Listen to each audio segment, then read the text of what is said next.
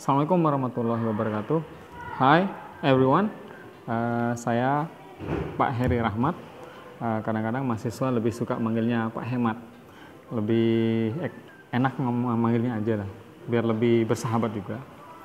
Tapi walaupun begitu, kadang-kadang ada beberapa hal yang bikin saya itu nggak hemat, terutama di nilai. Joke aja. Pada kesempatan hari ini saya diminta untuk berbicara beberapa hal tentang bimbingan skripsi.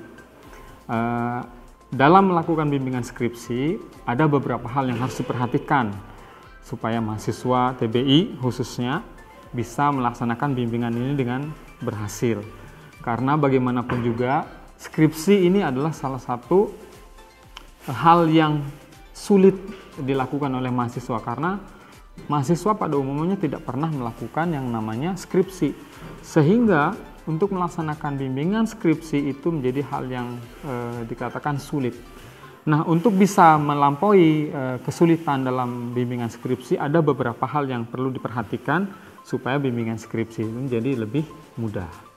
Baik, yang pertama adalah terkait dengan judul.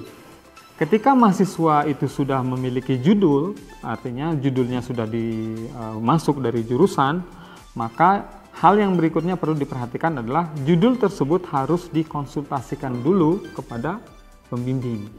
Apakah itu pembimbing 1 dan pembimbing 2. Kenapa itu harus dikonsultasikan? Karena judul ini adalah murni dari mahasiswa sendiri. Sedangkan mahasiswa pada umumnya itu tidak tahu arah dari judulnya dia sendiri. Oleh karena itu, inilah pentingnya dari pembimbing yang akan mengarahkan mahasiswa supaya judul itu menjadi lebih tepat. Karena mahasiswa berpikir akan melakukan A, tapi sebenarnya dia itu akan melakukan B.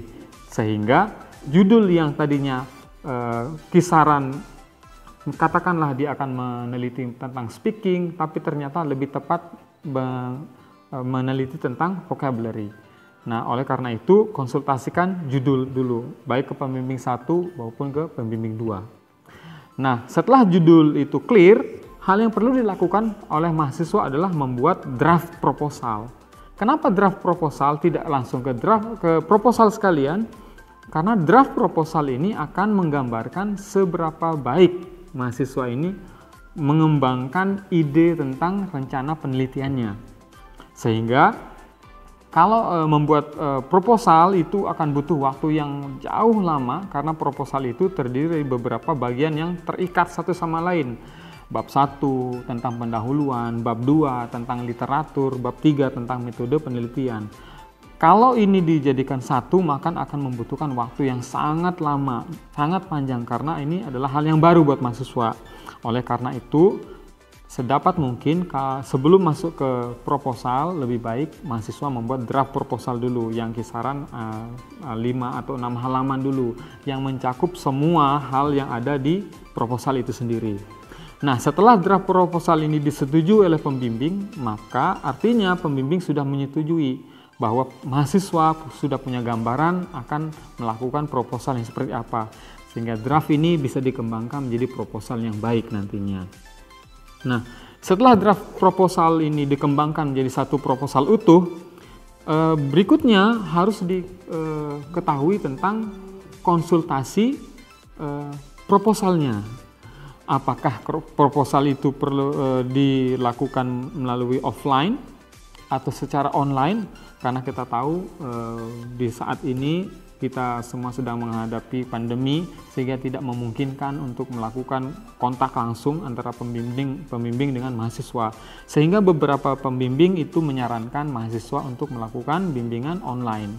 Apakah bisa melalui media sosial, WhatsApp, atau menggunakan email dan sebagainya. Semua diserahkan kepada pembimbing. Dan mahasiswa tentu saja harus mengikuti hal-hal yang disarankan oleh pembimbing melalui teknik konsultasi ini. Berikutnya, hal yang perlu diperhatikan dalam konsultasi adalah mengenai etika. Banyak sekali mahasiswa yang tidak memperhatikan bagaimana etika berkomunikasi, terutama apabila komunikasi dilakukan melalui media sosial. Banyak saya temukan mahasiswa itu menggunakan bahasa komunikasi seolah-olah dia berbahasa dengan temannya. Jadi menggunakan bahasa-bahasa yang kurang baku, kurang sopan itu sangat mempengaruhi penilaian dari pembimbing. Padahal mahasiswa ingin pembimbing itu membantu dengan sepenuhnya. Tapi karena bahasa mahasiswa yang ternyata kurang tepat sehingga akan merubah penilaian pembimbing yang jadinya ingin membantu menjadi kurang setuju dengan bahasa mahasiswa itu sendiri. Oleh karena itu, etika komunikasi perlu dipelajari. Bukan hanya dengan orang yang lebih tua, orang yang sejajar, dan juga orang tua kita sendiri. Etika sangat penting. Baik, kemudian jangan sampai lupa setiap bimbingan, setiap mahasiswa harus memiliki target.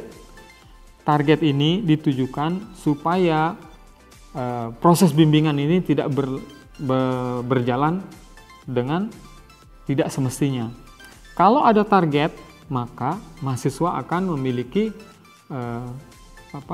fokus yang lebih, sehingga dia bisa menjadi lebih giat dalam berusaha untuk menyelesaikan bimbingannya. Biasanya mahasiswa itu menargetkan bimbingan bisa diselesaikan dalam jangka waktu 1 semester. Silakan saja. Sehingga kalau dengan bimbingan 1 semester itu kemudian melihat dengan pola konsultasi dari dosen bimbingan, dosen pembimbing, sehingga mahasiswa bisa menjadwalkan apakah konsultasi dalam jangka waktu sepekan sekali, sepekan 2 kali, dan seterusnya. Sehingga dengan begitu target bimbingan skripsi ini bisa selesai dalam jangka waktu 6 bulan bisa tercapai. Kemudian hal yang perlu diingat dalam proses bimbingan adalah mengikuti semua anjuran dari pembimbing. Mengapa mereka diberikan tugas dan amanah sebagai pembimbing? Karena mereka sudah lebih paham tentang penelitian. Mereka sudah melakukan penelitian sebelumnya, sehingga mereka tahu langkah-langkah untuk melakukan penelitian. Sehingga semua arahan itu jangan dianggap sebagai langkah untuk menjegal mahasiswa menyelesaikan skripsi. Seolah-olah skripsi itu adalah domain dari pembimbing saja. Nah, itu adalah anggapan yang salah. Padahal pembimbing sifatnya adalah memfasilitasi supaya bimbingan ini, supaya skripsi ini berjalan dengan baik. Yang terakhir yang bisa saya sampaikan adalah banyak membaca. Banyak mahasiswa yang mulai membaca ketika membuat skripsi. Nah, itu memang tidak salah dan seharusnya memang terus dan terus lagi digalakkan lagi. Dengan mengerjakan skripsi, mahasiswa artinya harus lebih banyak membaca buku teks tentang penelitian, membaca buku teks tentang teori yang akan dikaji, membaca jurnal penelitian, dan seterusnya. Banyak sekali yang bisa didapatkan dari membaca ini. Baik, itu saja yang bisa saya sampaikan tentang proses bimbingan. Insya Allah kita akan ketemu dalam kesempatan yang berikutnya. Assalamualaikum warahmatullahi wabarakatuh. Esa, let's move. Wah, tenang dong.